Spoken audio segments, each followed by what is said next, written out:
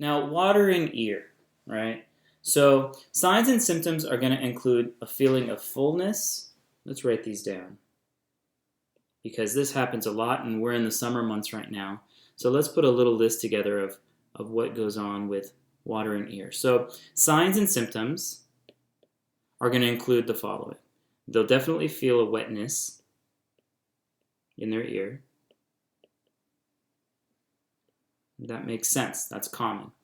What you may not realize is that as the water in the ear gets more irritating, they'll feel a fullness in the ear.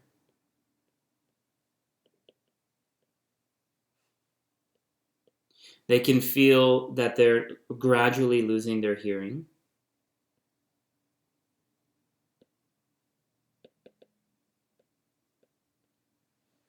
Right?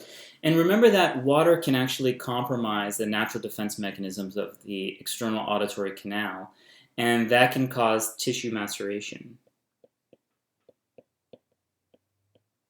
or cutting or disruption of the tissue of the ear. All of this can lead to, right? It can lead to pain. There's an I in there. Itchiness. The itchiness is what really gets people irritated. And can also lead to infection, irritation and infection, and inflammation.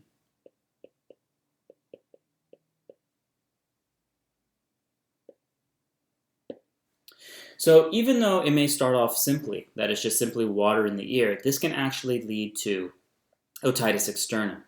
And remember, once it becomes otitis externa, this is not the same thing as swimmer's ear. Otitis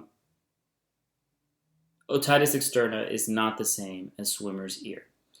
Some people are going to be more prone to retaining water, so not everybody who gets water in their ear is going to have an issue where this can convert over to otitis externa.